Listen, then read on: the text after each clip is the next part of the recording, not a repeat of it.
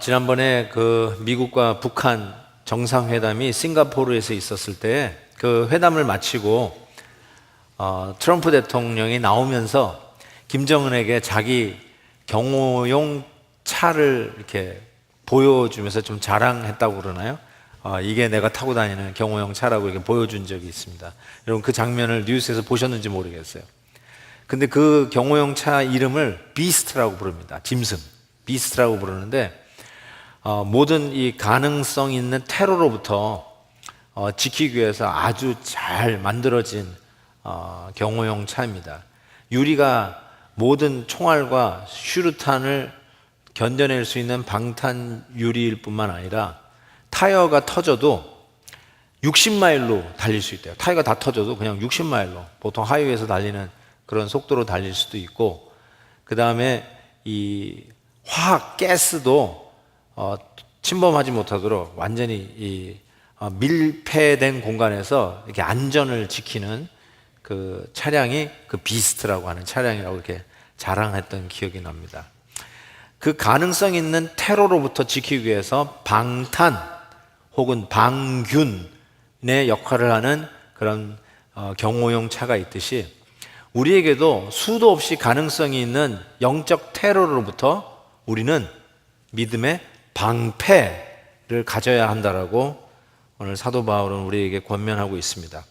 이 믿음의 방패를 가져야 할 이유가 오늘 본문에 보니까 악한 자의 모든 화살을 소멸하기 위해서 이 믿음의 방패를 가져야 한다라고 이야기합니다. 여기 불화살이에요. 그냥 화살이 아니라 불화살. 불화살은 그 화살 끝에, 화살 촉에 그 콜타르를 묻혀서 거기에 불을 붙입니다. 그리고 쏘는 것이 불화살이라고 할 수 있습니다. 이 불화살이 떨어지면 그것이 불화살 자체는 작을 수 있지만 그 주위에 불을 붙여가지고 이 불을 붙게 되면 엄청난 파괴적인 공격 무기가 되는 것이죠. 여러분이 만약에 적진을 향해서 불화살을 날린다고 가정을 하시면 어디에다가 쏘시겠어요? 여러분이 지금 불화살을 쏘려면 어디에다가 쏘시겠어요? 아마 불이 잘 붙는 이게 벽지단이라든지 이런 목재 건물에 그런 데다가 쏴서 불을 붙이려고 하지 않겠습니까? 제 생각에는 사탄도 우리를 향해서 이 불화살을 들고 겨냥을 하는데 잘 타는 이 inflammable, high inflammable 한 그곳을 향해서 저 그림처럼 겨냥을 하고 있지 않을까 이렇게 싶습니다. 안 보여서 그렇지 아마 오늘도 저를 여러분들 향해서 이렇게 불화살을 들고 있지 않을까 싶습니다. 그래서 저는 이 불화살을 우리를 향해서 쏘고 있는 이 사탄의 작전을 이렇게 붙여봤습니다. 작은 불씨로 큰 불을 내는 사탄의 전략입니다. 얼핏 보면 작은 불 같지만 불이 붙기만 하면 그 파괴력은 대단합니다. 적진을 향해서 엄청난 타격을 입힐 수 있는 게 이 불화살의 전략이라고 할 수 있을 것입니다. 산불 같은 게 아주 좋은 예인 것 같아요. 그냥 작은 담뱃불 하나에 그냥 온 산을 다 태워버리는 그 가공할 만한 파괴력. 지금 요세미티가 지금 산불이 나 있죠. 제가 재작년에 갔나 한번 봤는데 너무너무 아름다운 산인데 지금 그게 다 불타고 있다니까 너무 아깝습니다. 그게 어떤 불로 시작했는지 모르지만 작은 불에서 시작됐을 거예요. 그것이 엄청나게 지금 그 파괴적인 힘을 가지고 그 온 산을 다 태우고 있지 않습니까? 이와 같이 사탄은 우리에게 잘 타는 아주 싹 마른 볏짚 같은 연약한 부분, 소위 가연성이 높은 그 부분을 향해서 겨냥하고 불화살을 쏠 것이 분명합니다. 어떤 경우는 기름을 미리 부어놓은 곳, 내가 겨냥할 곳, 거기다가 석유를 미리 뿌려놓는 거예요. 그리고 쏘면 불화살이 거기에 떨어지면 그냥 불이 확 붙게 되겠죠. 저는 이 불화살을 쏘는 그 잘 타는 가연성이 높은 우리들의 연약한 부분이 어딜까라는 생각을 해봤어요. 여러 가지가 있을 거예요. 근데 저는 넘버원으로 꼽히는 게 이거였어요. 그게 뭐냐면 비교의식입니다. 비교의식. 똑같이 같은 피를 나눈 형제 자매들 사이에서도 이 비교의식이 있다는 것을 우리가 알 수 있어요. 다 가지고 있어요.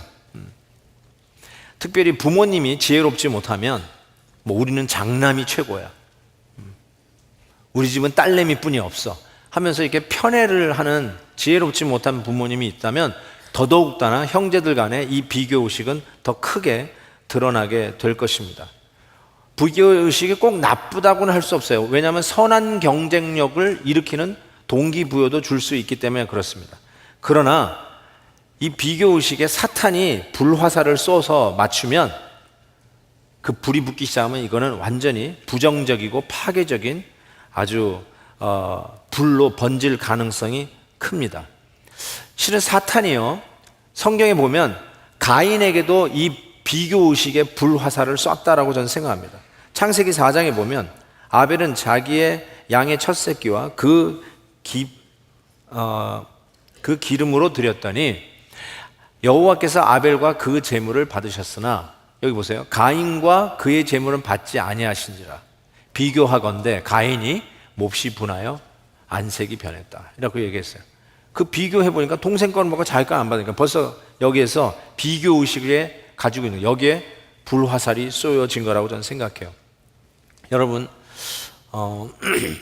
이런 것들이 우리 가족들 안에도 있고요, 형제들 사이에, 실은 여러분이 같이 일하는 동력자들 사이에도 있어요. 같이 일하는 직장 동료일 수도 있어요. 심지어는 한 교회에서 같이 주님을 섬기겠다고 하는 바로 옆에 앉아있는 우리 김 집사님, 박 집사님일 수 있어요. 그렇지 않아요? 서로 비교하는 의식이 우리에게 있는데, 그 비교 의식에 불화살이 꽂히면 쉽게 불이 타버리는 거야. 아주 가연성이 높아요. 그러면 파괴적인 부작용으로 이 일이 드러난다는 것입니다. 근데 이 창세기에 보면 가인에게 하나님께서 이미 이 비교의식의 불화살을 끄는 방법을 암시하셨어요. 창세기 4장 7절에 보면 이렇게 얘기했어요. 하나님이 가인에게 하는 말이에요. 분을 내고 있는 가인에게 하는 말이에요. 선을 행하면 어찌 낫을 들지 못하겠느냐. 선을 행하지 아니하면 죄가 문에 엎드려 있느니라. 죄가 너를 원하나 너는 죄를 다스릴지니라 라고 얘기했습니다. 제가 일부러 저 부분을 영어로 썼어요. 죄가 문에 엎드려져 있다. 영어로 sin is crouching at your door, 이렇게 NIV, ESV 영어 번역본에 보면 그렇게 번역을 해놨어요. 근데 저기 엎드려져 있다는 말이 영어로 crouching이에요. crouching이라는 게 그거예요. 죄가 여러분의 눈앞에 널브러져 있다는 게 아니라 마치 여러분을 사냥감으로 한숨에 삼키기 위해서 딱 힘을 모으고 있다는 거예요. 그게 crouching이에요.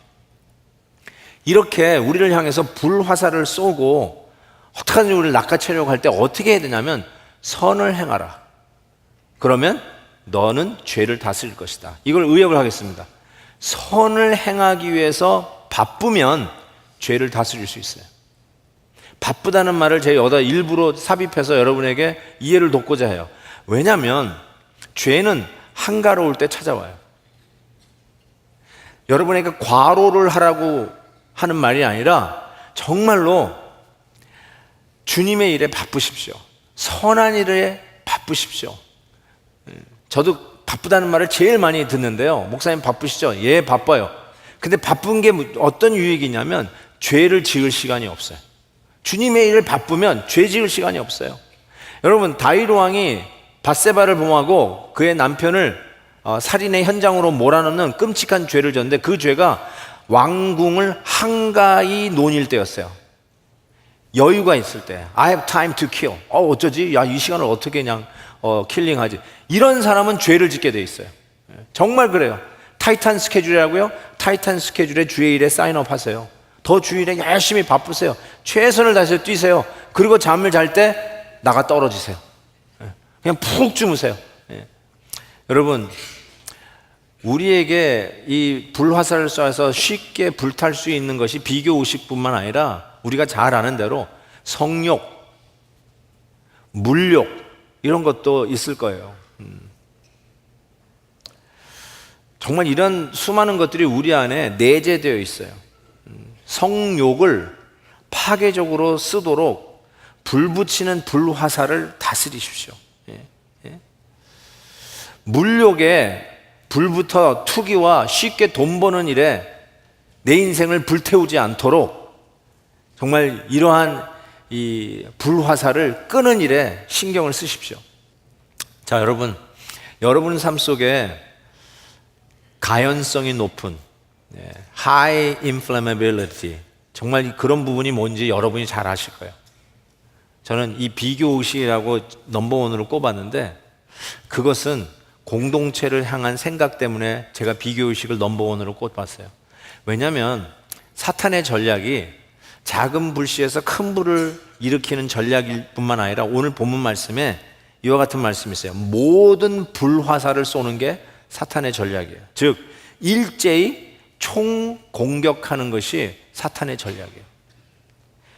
그냥 불화살 한 발만 쏘는 게 아니라 오늘 본문 말씀에 모든 불화살이에요. 모든 불화살. 이것이 모든 종류의 불화살로 해석할 수도 있겠지만 제 생각에는 이거를 한꺼번에 쏘는 불화살을 얘기해요. 모든 판타, 모든 불화살을 얘기하는 거야. 일제히 동시에 확 쏴버리는 거예요. 총 공격하는 것이죠. 그것을 누가복음에서는 이렇게 표현했어요. 시몬아 시몬아, 우리 예수님이 하신 말씀이에요. 보라, 사탄이 너희를 밀가부르듯 하려고 요구하였으나 그러나 내가 너를 위하여 내 믿음이 떨어지지 않기를 기도하였노니 너는 돌이킨 후에 내 형제를 굳게 하라. 이 밀가부르듯 한다는 거예요. 이제 좀 회복됐나 싶으면 또 공격해오고, 이제 좀 살만하나 하면 또 공격해오고, 회복할 여력을 주지 아니하고 일어난다 싶으면 또 비오듯이 총 공격을 행하는 것입니다. 어려운 일이 생기면 한꺼번에 생긴다는 말을 우리가 자주 합니다. 딸 문제 때문에 골치가 아파가지고 이거 어떡하나 하고 있는데 정원일을 하다가 사닥다리에서 넘어져가지고 다리를 다치네. 아유, 딸일 돌보기도 힘든데 이제 내 코가 석자라서 내 몸 갖기도 힘들어요. 그런데 전화가 따르릉 오는데 보니까 아들이 또 접촉사고가 났어요. 여러분, 나쁜 일은 한꺼번에 터질 때가 있어요. 근데 이 나쁜 일이 꼭 사탄이 여러분에게 주는 시험이라기보다 이런 일이 터지는 상황 가운데 여러분에게 수도 없이 정신도 없이 불화살을 일제히 쌓아 올리는 거죠. 이 비 오듯이 한꺼번에 화살을 쏠 때 적진을 기선제압하는 효과가 있어요.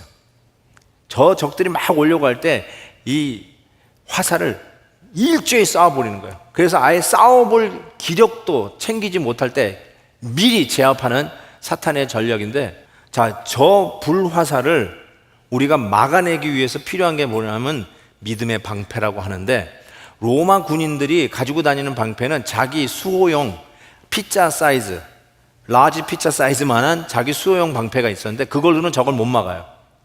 근데 저걸 막을 수 있는, 바울이 믿음의 방패를 얘기할 때는 틀림없이 로마 군인이 전장에서 쓰고 있는 아블랑 방패를 이야기했을 거예요. 그래서 세로 4피트, 가로 2피트, 저 방패를 염두에 두고 악한 마귀가 우리를 향해서 쏘는 모든 불화살, 우리가 이 화살로부터 우리를 지키는 방법은 저 방패가 필요한데요, 특별히 뭘 염두에 두셔야 되냐면 그 옆에 있는 사진을 보셔야 돼요. 이 군인이 포진되어 있을 때 적진에서 저렇게 불화살을 총공격으로 해가지고 비 오듯이 이 Valley of Arrows를 쏘아 올렸을 때는 같이 딱딱딱딱 붙어야 돼요. 그리고 자기의 그 아블랑 이 방패를 서로 붙여야 돼요. 그래서 앞을 막아야 되고, 그 다음 중요한 거, 저 위에 보세요. 뒤에 있는 사람은 바로 위에다가 올리는 거예요. 뒤에 있는 군인들은 위에다 올려가지고 완전히 밀폐된 공간으로 불화살을 쏘도 거기서 기선제압 당하는 게 아니라 계속 돌격 앞으로 저벅 적진을 향해서 그 엄청난 모든 불화살을 남겨도 계속 진격할 수 있는 것. 저게 로마 군인이 전장에서 사용했던 아블랑 시올드, 바로 방패였는데, 바울은 사탄이 우리를 향해서 총 공격하는 저런 이 다발의 불화살을 날려도 저 믿음의 방패를 가지면 우리가 사는 정도가 아니라 계속 적진을 향해서 진격할 수 있다는 뜻이에요. 자, 이거는 바울이 뭘 염두에 둔 말이라고 생각하십니까? 저는 여기에서 사도 바울이 우리에게 시사하는 것은 성도들의 연합된 방패를 통해서 사탄이 쏘아 올리는 이 모든 불화살들을 막아낼 수 있고 소멸할 수 있다는 것입니다. 여러분, 이게 예수병법이에요. 손자병법이 아니라 예수병법이에요. 뭐냐? 성도들이 연합해서 각자의 방패를 붙이는 거예요. 각자 방패를 다 가지고 있고 위도 붙이고, 그래야 적들이 쏘아 올리는 이 Valley of Arrows에서부터, 저 모든 불화살에서부터 우리를 지킬 수 있어요. 나만 살겠다고요? 아니요. 우리가 같이 방패를 붙여야 나도 살고 우리가 사는 거예요. 나 혼자 살겠다고 있으면 결단코 살아날 수가 없어요. 같이 붙여야 이길 수 있다라는 아주 중요한 교훈을 이 믿음의 방패, 이 적들이 쏘아 올리는 그 모든 불화살을 막아내기 위해서는 우리가 함께 믿음의 방패를 붙이고 싸워 이겨야 된다는 것이죠. 공동체의 중요성을 얘기하는 거예요. 각계 전투가 아니라 공동체의 중요성이에요. 교회의 중요성, 좀 작게는 여러분의 셀 모임의 중요성을 이야기합니다. 여러분, 교회가 뭐예요? 같이 어려움 당한 자들을 위로하고 격려해주고, 기쁨도 같이 나누고 슬픔도 같이 나누고. 우리 셀 식구 중에 하나가 참 병들어서 참 맨날 병원에서 참 어려운 가운데 있다. 그러면 셀 식구들이 같이 총력을 다해서 기도하는 거예요. 합심해서 기도하는 거예요. 수술 날짜 잡았다 그러면 수술 날짜 시간에 맞춰가지고 일을 하든지 어느 가는데 그 순간에 딱 기도하고 같이 기도의 지원 사격을 하는 거예요. 심각한 병에 걸렸다. 저는 이렇게 생각해요. 셀 식구들이 돌아가면서 사인업 해가지고 금식 기도 들어가는 거예요.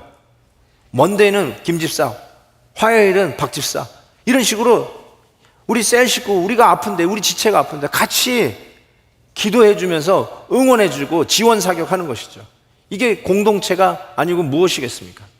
그래서 빌립보서 4장 8절에는 이 공동체의 모습을 이렇게 그리고, 형제들아 무엇이든지 참되며 경건하며 오르며 정결하며 사랑받을 만하며 칭찬받을 만하며 무슨 덕이 있든지 무슨 기림이 있든지 이것들을 생각하라.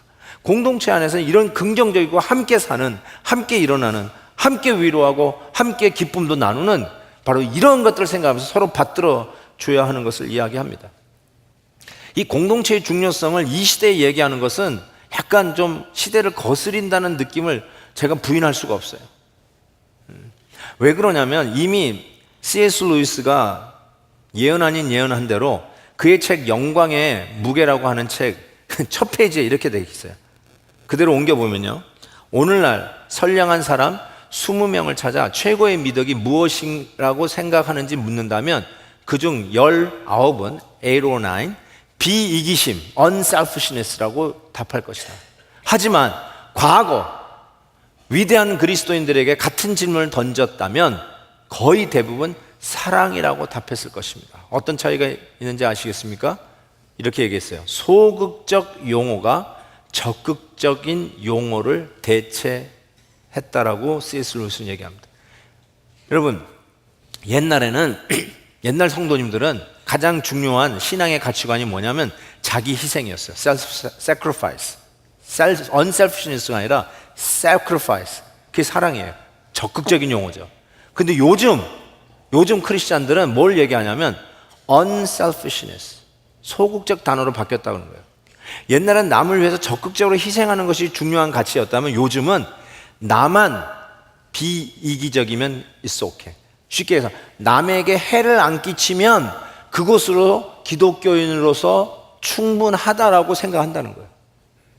적극적으로 희생하는 사랑의 이야기를 안 하고 내가 남에게 해만 안 끼치면 성도로서 오케이다라는 생각을 하는 것이죠. 여러분, 나라, 여러분의 그런 회사도 공동체니까. 근데 우리 성도들에게 있어서 가장 중요한 공동체는 아무리 강조해도 지나침이 없는 교회라고 저는 생각합니다.